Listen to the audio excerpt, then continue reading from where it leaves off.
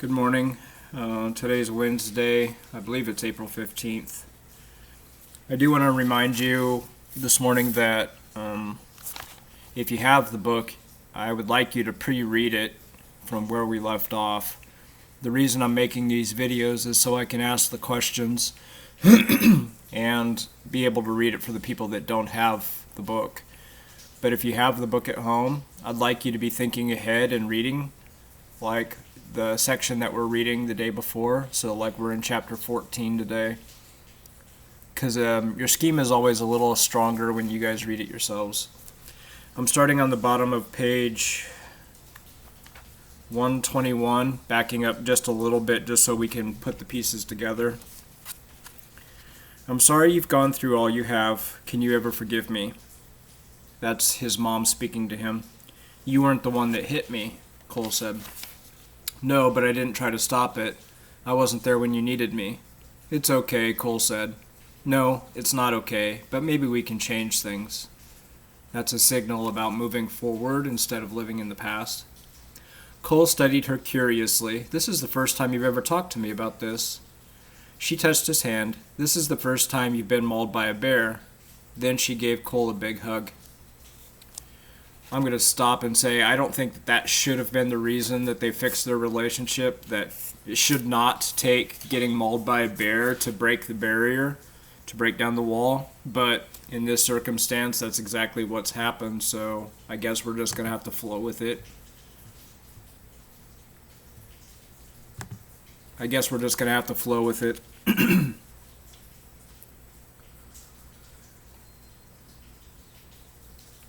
She touched his hand. This is the first time you've been mauled by a bear. Then she gave Cole a big hug. Cole clung to his mother even after she let go. Then he turned away to hide his misty eyes. So he's getting teary-eyed. 1 week later, Cole announced, the Justice Circle meets tomorrow night. I'll stop over and ride with you. Does Mom know? Garvey nodded. And so does your dad. By the way, we have a little surprise for you tonight. What's that? Garvey gave no answer as he left. I wonder what the surprise is. True to his word, Garvey arrived the following evening. Cole was surprised that the guard did not handcuff him as long as Garvey accompanied him. They arrived at the public library a little after 7 o'clock. Already the circle had gathered. Cole recognized most of the faces from the old circle, including his lawyer, Nathaniel Blackwood. Peter's lawyer was there, but Peter was missing, and so were Peter's parents. Also noticeably missing from the circle was Cole's dad. So his dad didn't show up. As before, the circle began with the keeper giving the prayer while everybody stood and held hands. As they sat down, Cole noticed that Garvey kept glancing over his shoulder towards the door. Several times he checked his watch. After introductions, the keeper described briefly all that had happened and why they had gathered again. She told about Cole burning the supplies, trying to escape, and being mauled. Then she ended up telling how he had spent 6 months in the hospital. That wasn't the whole story, Cole thought. She didn't know about the baby sparrows, the storm, trying to survive, how cold it had been, how alone he had felt, or that he had seen and touched a spirit bear. So I think that this is providing evidence that Cole's like on the edge of like either kind of going back to his old ways of getting angry when people don't really see it his way, or in his mind he's creating a pattern of, hey, I can be okay in this situation.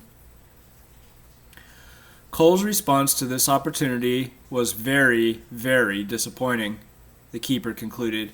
He broke his contract with the circle and he violated our trust. Is there anything more this circle can reasonably do? So right now it's sounding like they're not going to let him go back to the island. One by one, the circle members held the feather and expressed their disappointment over what had happened. My belief is that this situation should no longer be handled by the circle, one member finally said. Most of the others nodded in agreement. So question number one, I guess, is do you think that this is fair for Cole, that the people have already decided that he shouldn't go because of the evidence that they have, when in truth they don't have all the evidence? So question number one is, do you think that this is a fair way to treat Cole by basically saying he's broken your trust, he broke the contract, he can't go back?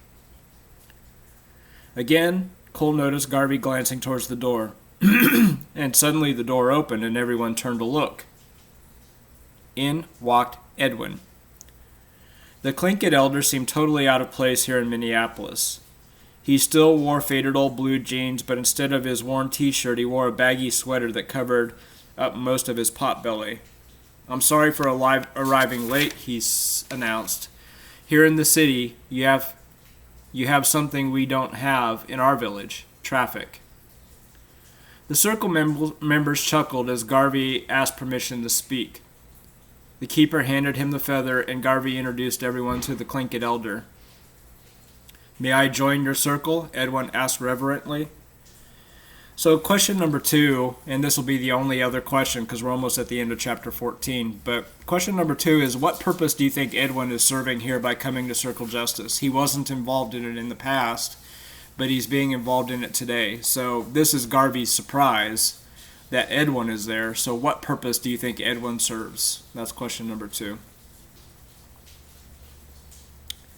The keeper nodded. "Yes, please do," she said, bringing another chair into the circle and placing it immediately to his left. I'm going to sneeze. Maybe not. There it is. As Edwin seated himself, he looked over at Cole and nodded. Cole smiled back. The keeper motioned for the feather to continue around the circle. "We're just getting ready to hear from Cole," she said. "Cole, would you please tell us why you've broken your contract with the circle? Explain why we shouldn't transfer your case back to the court systems for prosecuting and sentencing." So I'm actually going to add a third question based on that ending. What do you think Cole's going to say?